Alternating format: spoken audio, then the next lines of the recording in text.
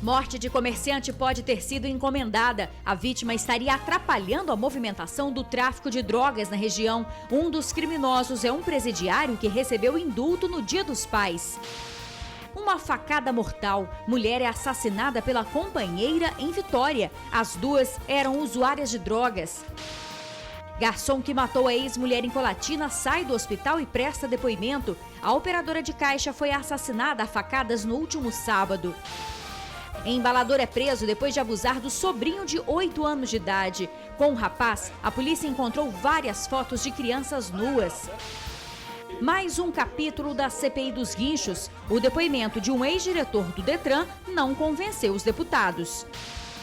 Motociclista bate de frente com ônibus e morre na hora. O motivo do acidente vai ser investigado. A angústia de uma mãe. Ela quer entender por que o filho de apenas 4 meses já tem o peso de uma criança de 1 ano e meio. Tudo isso daqui a pouco no Tribuna Notícias, segunda edição. A gente já volta. Olá, boa noite. Flanelinha mata a companheira a golpe de faca em Vitória. As duas se conheceram na cadeia e mantinham um relacionamento conturbado. Meses atrás, a suspeita já tinha tentado matar a namorada.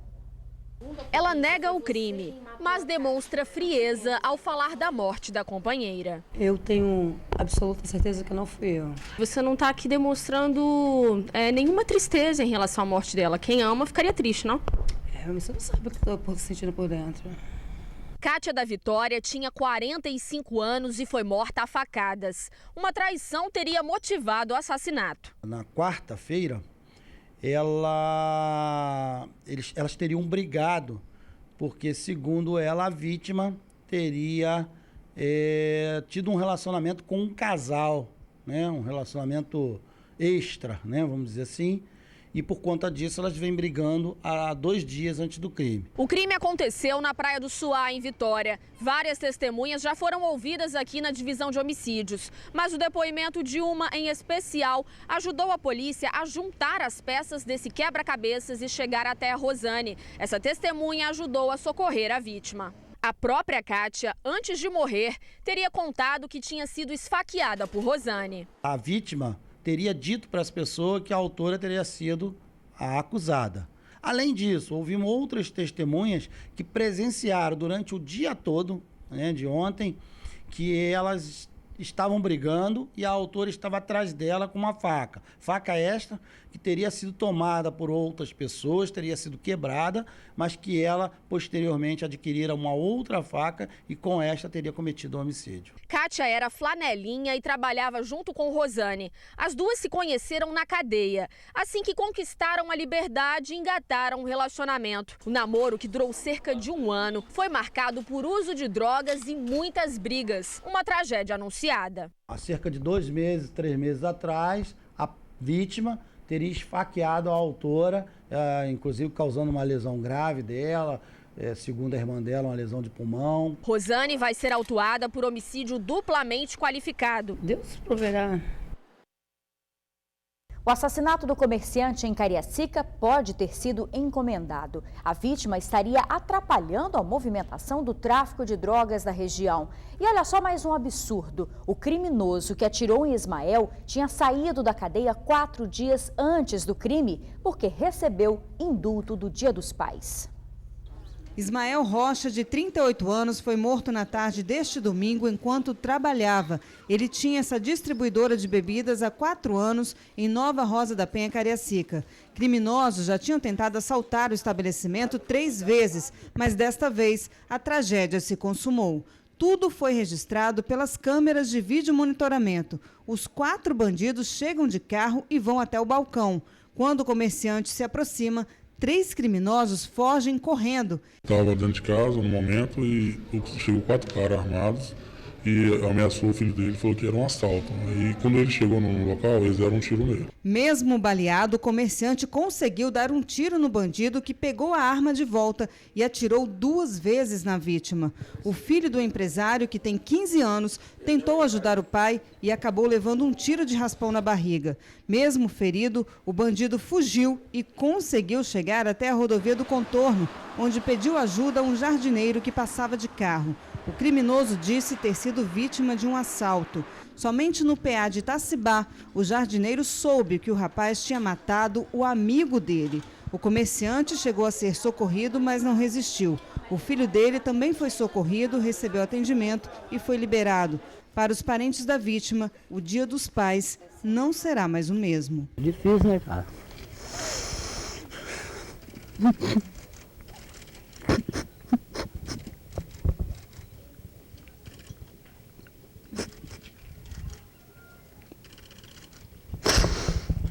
Ele era um irmão bom pelo jeito, né? Com certeza. O cara ajudava todo mundo. O estado de saúde do criminoso que foi socorrido é estável. Ele foi autuado em flagrante por homicídio qualificado. A polícia tenta identificar os outros bandidos que participaram do crime. E se você tiver alguma informação que possa ajudar, ligue para o Disque Denúncia 181. O suspeito de matar a ex-mulher em Colatina saiu do hospital e prestou depoimento hoje cedo. Eleomar Malaguti matou a ex-companheira na madrugada do último sábado. Simone Aparecida Coutinho, de 29 anos, dormia quando ele invadiu a casa e esfaqueou a vítima. Ela correu, tentou pedir ajuda, mas não resistiu aos ferimentos. Eleomar fugiu levando a filha do casal de 6 anos. Mais tarde, a criança foi deixada com parentes dele. Em seguida, ele tentou se matar com um facão e foi encaminhado a um hospital. Hoje, Eleomar foi encaminhado ao presídio de Colatina. Nos últimos 3 dias, 2 casos de veículos que pegaram fogo. Um depois de uma pane, outro depois de um acidente. Em situações como essa, você sabe como agir? O Corpo de Bombeiros deu algumas dicas que podem ajudar na hora do sufoco. Imagine passar por uma situação como essa. Você estaciona o carro e cerca de meia hora depois uma fumaça surge. Do nada. Que desespero, hein? Pegar, no caso, o extintor de incêndio, né, de imediato. Seria que a gente aprende na autoescola. A primeira prevenção seria o extintor de incêndio. O problema foi que, nesse caso, nem o uso de um extintor evitou o pior. O fogo tomou conta do veículo em pouco tempo. Felizmente, não havia ninguém dentro do carro. Esse caso que mostramos aconteceu no fim de semana aqui em Vitória. Uma perícia já foi feita no veículo. O laudo só deve ficar pronto em 10 dias. O que se sabe até então é que a bateria do carro tinha sido trocada minutos antes do incêndio. O fato foi que esse caso chamou atenção por uma série de questões. Uma delas é o que fazer diante do perigo. Quando esse fogo ele está na área interna do compartimento do motor, não é adequado a abertura do capô, porque quando se faz a abertura do capô, você oxigena aquele ambiente, aumentando rapidamente o tamanho daquela chama. Feito isso, é hora de combater as chamas. Você deve fazer a abertura pequena do capô, utilizando sempre o equipamento de segurança, que é a luva, porque o capô nós entendemos que ele vai estar aquecido por causa da chama. Você vai fazer o lançamento desse jato de combate a incêndio utilizado no extintor para poder reduzir essa chama, e aí sim você faz a abertura do capô e combate mais precisamente o foco desse incêndio, apagando o fogo e fazendo ali uma análise se ele vai ter reignição ou não. Pane elétrica, vazamento de combustível, superaquecimento do motor. As causas de um incêndio em um veículo são diversas. Nenhum motorista está livre de passar por uma situação de risco. Daí a importância de sempre ter um extintor em boas condições dentro do carro e também de saber usá-lo. Você pode começar pelos entornos, principalmente quando se trata de líquido inflamável, porque quando ele é direcionado direto à base, ele pode espalhar a área de fogo. Mas no caso específico desse veículo, poderia sim ser jogado à base, porque se tratava de parte elétrica, se tratava da área interna do motor.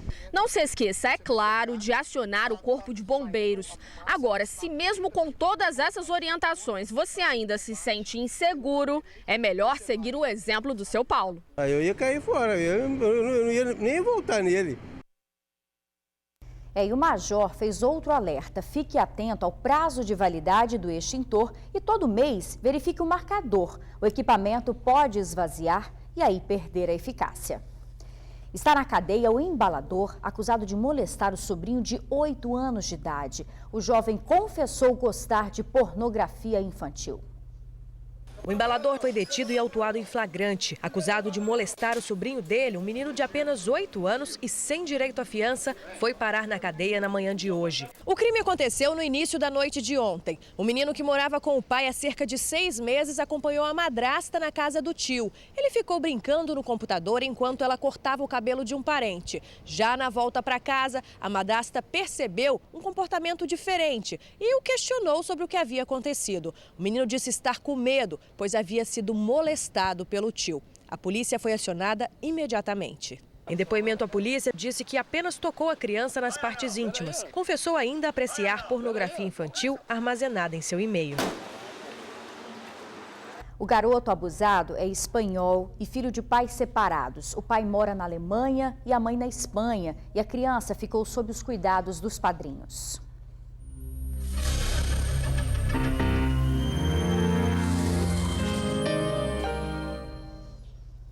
Uma fofura de apenas 4 anos de idade e 14 quilos. É isso mesmo. O pequeno Miguel chama a atenção por onde passa e causa muita preocupação para a mãe dele. O peso do menino equivale ao de uma criança de 2 anos de idade. O Miguel coleciona dobrinhas. Olha essa bochecha. Simpático assim, então, quem não se apaixona? Por onde ele passa, chama atenção. Ainda mais quando a mãe conta a idade dele. Apenas 4 meses. Ninguém acredita, né? A pessoa, o que ele come? O que se dá a ele? Eu falo, gente, é só peito, nem água eu dou. São 14 quilos de pura gostosura. Só que aguentar tanto peso assim tá ficando cada vez mais difícil. Por isso, ele passa boa parte do tempo dentro do carrinho. Para sair assim daqui, anda um pouquinho, eu já não aguento mais, né? Minhas costas doem muito. Em casa é só no carrinho o tempo todo. Só para vocês terem uma ideia, uma criança saudável na idade do Miguel pesa cerca de 6 quilos. 14 quilos é o peso ideal de uma criança na faixa etária entre 1 ano e meio a 2 anos de idade, como é o caso dessa outra pequenininha aqui, que é a irmã dele. O curioso é que as 2 gestações foram bem parecidas. Normal, mesma coisa, barriga grande também, né? Enjoos não tive nada, assim, foi perfeita a gravidez. Ele nasceu assim com peso parecido com o da irmã, que ela nasceu com 4,390 kg, ele nasceu com 4,500 e pouco, né? Aí sim, foi normal, foi bem parecido. Quando a gente fala de doenças na criança, a gente não tem que avaliar só um fator, que no caso agora é o peso. A gente tem que avaliar vários fatores associados. Peso, altura, crescimento intraútero, como essa mãe teve um pré-natal e como essa criança está desenvolvendo para agora. A especialista alerta: as causas do sobrepeso em crianças com alimentação adequada precisam ser investigadas. Por ser uma obesidade tão grave, a gente vai ter que investigar se ela tem algum fator hormonal associado. Miguel se alimenta exclusivamente de leite materno, mas mesmo assim continua engordando muito. Há 2 meses, toda a fofura dele se tornou uma preocupação para a mamãe. Eu moro sozinha, né? Aí eu fico com medo de estar em casa com ele passar mal, ele sentir uma falta de ar pela gordurinha dele, né? E eu não tenho condição de fazer nada. A orientação é que a mãe do Miguel procure encaminhamento no posto de saúde onde mora para que o pequeno seja atendido por um especialista. E só uma correção, eu disse 4 anos, mas como você viu, o bebê tem apenas 4 meses. Uma tragédia no sul do estado. Um pedestre morreu imprensado contra uma parede depois de ser atropelado. De acordo com testemunhas, o motorista de um Gol perdeu o controle do carro quando descia uma ladeira. Desgovernado, o veículo atropelou o aposentado, que foi arrastado até a mureta de um banco no centro de Mimoso do Sul. Ele morreu imprensado. O motorista do Gol, Sebastião Rodrigues, foi encaminhado ao Hospital Apóstolo Pedro com ferimentos leves. A CPI dos Guinchos ouviu hoje o ex-diretor do Detran, Evaldo Martinelli. O depoimento do atual secretário de Ações Estratégicas do governo não convenceu os deputados. Evaldo Martinelli, ex-diretor do Detran e agora secretário estadual de Ações Estratégicas, prestou depoimento na CPI dos Guinchos.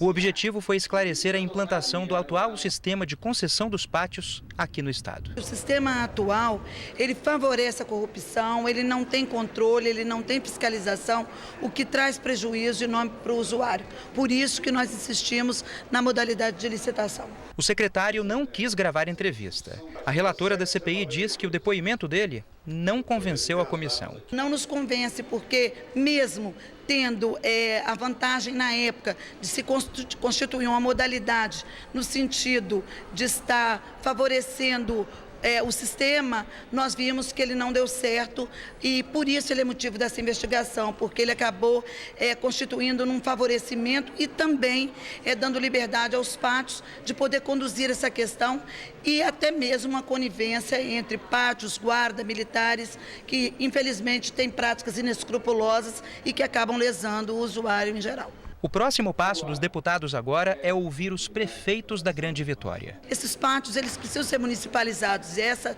também é a tecla que a gente vem batendo, que o Estado, o município precisa ter controle para que o usuário não seja lesado, ter o seu carro amassado e depois ter que cobrar, né, uma saída na justiça.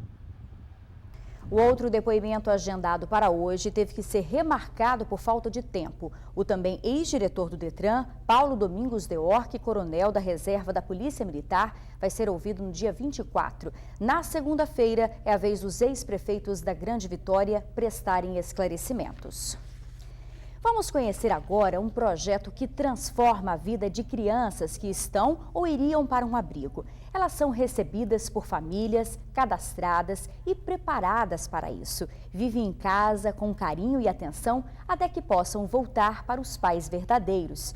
Em uma dessas acolhidas, o amor foi tão grande que virou caso de adoção. Elas querem e precisam de cores novas em suas vidas. Vivem em abrigos não por opção, mas por necessidade, por determinação da justiça. Hoje em Cariacica existem cerca de 80 crianças em situação de abrigo. Elas vêm para lugares como este por diversos motivos, mas existe na cidade um programa que pretende dar uma outra oportunidade para elas. O projeto é o Família Acolhedora. Ele foi criado em 2012 para que a criança e o adolescente possam ser acolhidos enquanto não retornam ao lar de origem. Quando a criança é retirada da sua família de origem por alguma violação de direito, normalmente ela é encaminhada para um abrigo, né? No caso, ela tem essa alternativa de ser encaminhada para uma família da comunidade que foi habilitada pela nossa equipe, né? Passou por um processo de habilitação, que está preparada para receber essa criança na sua casa pelo tempo que for necessário, até que a família dela se reorganize, né, que seja trabalhado com aquela família para que ela possa receber a criança novamente. O acolhimento atende crianças de 0 a 18 anos incompletos e pode ser feito durante um ano, podendo ser renovado por mais um. Em alguns casos, o curto período pode se transformar em adoção, como aconteceu com Maria e Samara. O amor começou após uma tragédia. O abrigo que Samara vivia pegou fogo em 2011. Eu era funcionária do abrigo, eu continuei trabalhando e ela na minha casa. Aí depois surgiu o Família Acolhedora, me ofereceram para participar, que nós já tínhamos criado um vínculo. Aí eu participei por 2 anos. Nesses 2 anos, assim, 2 anos era o limite. A vida das duas mudou. Maria virou mãe, Samara se tornou filha e ganhou a família que tanto queria. Ficava muito sozinha. Além de ter muitas crianças lá, a gente ficava sozinha, querendo uma mãe por perto, uma família. É assim. Para Maria, acolher e adotar também é transformar, dar oportunidades, viver em família. Filha, você cuidar, proteger, corrigir também, entendeu? Então você tem que fazer o melhor. Ela é maravilhosa, é uma pessoa muito importante na minha vida, que eu amo ela.